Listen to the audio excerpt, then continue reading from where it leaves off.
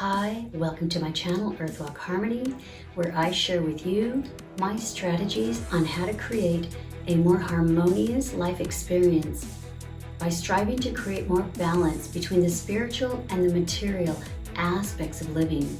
In this video, I'll share with you the exact steps I took to manifest beating a $50,000 lawsuit, the reasons why I use these methods of action, and how you can use these spiritual practices to help manifest your desires into your reality too.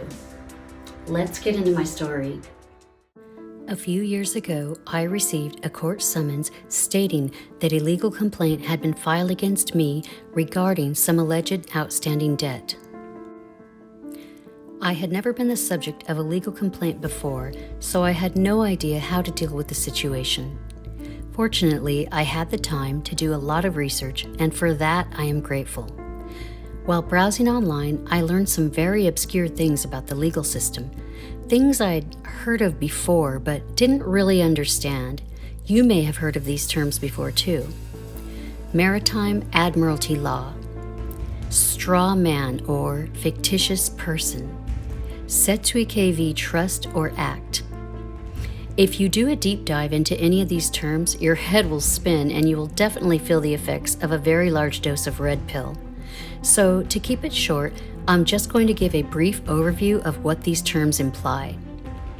Maritime admiralty law is the law of the sea, also known as contract law, designed to deal with commerce. The straw man or fictitious person is the non-living legal entity contract version of a flesh and blood human. tactful is a trust account set up in the name of the fictitious person to transfer ownership of the flesh and blood human and his or her assets to the crown. That's right, I said crown, as in the monarch of England. There's a ton of information online about all of this, and even testimonials and advice on how to avoid being bound into legal contracts attached to the fictitious person. However, you use this method at your own risk because more often than not it fails and can even get you into more trouble if you don't know what you're doing. Adding difficulty, people claiming to be sovereign fall under the FBI's classification of defined terrorist threats, along with animal rights and environmental activists. What? Yeah, put that in your vape pen and smoke it. I wasn't aware of this when I acted on some of the online advice and returned the summons to the court along with a template letter explaining that I neither recognized nor agreed to any contract between the plaintiff, its attorney, and myself. I do not recommend that you do this, as it may cause you to waste valuable time and likely won't work. I waited eagerly for a sign in the form of a response from the court or the disappearance of my case in the online court database. Neither happened. And because an alleged co-signer was involved, I didn't want them to suffer any consequences of my actions or inaction, so I decided to take a different approach. I found a local consumer attorney who had good reviews and offered free consultations, so I made an appointment and prepared by listing all of my questions in a dedicated notebook. He advised that I find an attorney who specializes in debt, so I researched firms and began reaching out to find a good fit based on the criteria of cost, client reviews, and attitude. A friend of mine described what I was doing as interviewing lawyers. It sounded about right. All in all, I interviewed 7 attorneys. This took up a considerable amount of time, and the date to respond to the summons with an answer to the complaints was nearing. I hadn't found an attorney that really resonated with me yet, so I decided to take on the task of answering the complaints myself. It was an arduous task, and there was a lot of pressure, but not answering a complaint by the date given can result in a judgment against you, allowing your wages and tax returns to be garnished. I used information from similar cases and a legal parchment template that I'd found online to draft my answer. When you do this, you are representing yourself. We presented our answers to the courthouse in person and paid the filing fees, and our answers were accepted. This bought some time to continue searching for an attorney to handle my case. The whole situation had become a major disruption of the personal development activities I had been working on for the prior year or so in the form of spiritual or metaphysical research and meditation. I decided to apply what I had been learning about to the legal situation in order to manifest the best outcome. The best possible outcome would be to have the case dismissed without prejudice, meaning I could not be tried for it again. The second best outcome would be to arrive at a settlement with the plaintiff for a sum less than the amount alleged in the complaint. And the worst possible outcome would be receipt of a judgment against myself and the alleged cosigner. I decided to focus on believing that I could manifest the best possible outcome. I stayed positive by thinking positive thoughts, speaking positive words, and taking positive action. According to the law of attraction, you must vibrate at the same frequency of that which you wish to manifest into the physical reality. According to a renowned physicist among the French community named Nassim Haramein, we are flashing in and out of physical reality millions of times per second, feeding our beliefs to the vacuum that projects them back into the material world.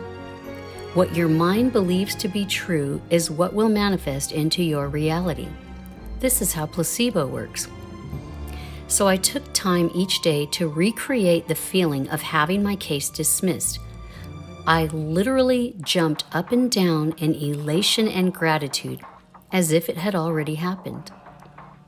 I also designed a gratitude ritual to enhance my vibrational frequency, and a protection ritual to protect me from malintent, and I performed them each daily. They included visualization, affirmations, and some physical actions. Additionally, I used guided manifestation meditations to help me create the reality I desired.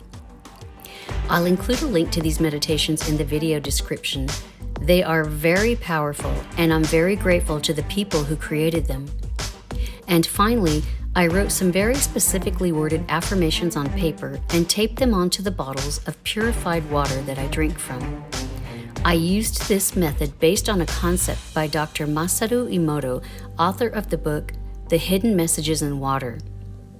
I first learned of this concept in the movie What the Bleep Do We Know? Dr. Emoto performed studies where he applied various messages to water, both positive and negative, then later examined a frozen droplet under a microscope. The water with positive messages created beautiful, symmetrically structured designs, while the water with negative messages created images that were amorphous and appeared non-harmonious. Dr. Emoto asserts that human consciousness can affect the molecular arrangement of water. This idea can be compared to the double slit experiment of the atom, whereby its expression is also affected by human consciousness. Taking it a step further, I theorized that my beliefs, the messages I placed on water, which impacted the molecular structure of that water which I consume daily and which becomes a part of my own personal body of water, infuses my being with the reality of that message, which I then project into my environment. It's all really quite fascinating. I was practicing all of these manifestation techniques, and I still needed to find an attorney. Dissatisfied with the ones I had consulted with thus far, I searched online to see if I could find a case filed by the same plaintiff in my case that had been beaten. And I found one. A good one, too, because there were multiple suits filed against the same person. Unfortunately, the attorney who represented the defendant in the winning cases was located hundreds of miles away. I reached out to him via email and asked him if he could recommend someone as equally versed as he was in dealing with this type of case.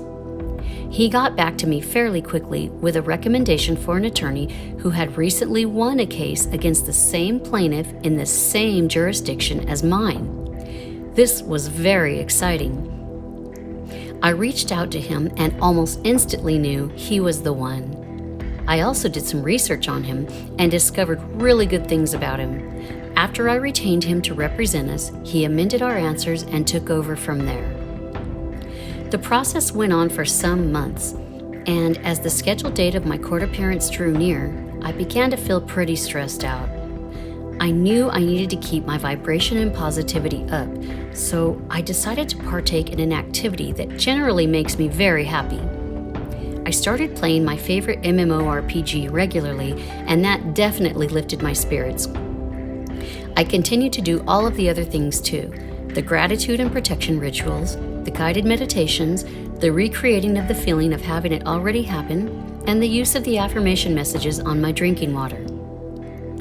About 2 weeks before my court date, it appeared that things weren't going my way, and I began to prepare myself mentally for the second best possible outcome, knowing I would need to make some changes in my life. At that point, I knew I was doing all that I could for my cause. I put it in the universe's hands, and I continued to do the things that made me happy, maintaining as high a vibration as I could. Then, a few days later, I received a phone call from my attorney, and to my surprise, he told me that the case had been dismissed without prejudice. What a day that was. I was so happy and grateful. I left work early and said thank you to the universe the whole drive home. Every day, I am grateful to the man who handled my case. What could have resulted in the transfer of abundance away from me instead initiated a cascade of opportunities that drew more abundance and positive things into my life. And for that, I am grateful. You are creators, people. You've somehow forgotten your power, but if you believe in it and you exercise it, you can move mountains. You can manifest things into your reality. Perhaps another way of saying it is, you can manifest yourself into the timeline of the reality that you desire. This world is made up of potentiality. Every possibility of every parallel reality already exists. Therefore, you need to sync up your frequency to that of the reality which you wish to occupy. You tell the universe what you want. You don't ask. Your word is your wand. When you speak, you cast a spell. You assert a truth into the vacuum, which is then projected back into the physical space which you inhabit in this material reality. Can you imagine a world that you have designed?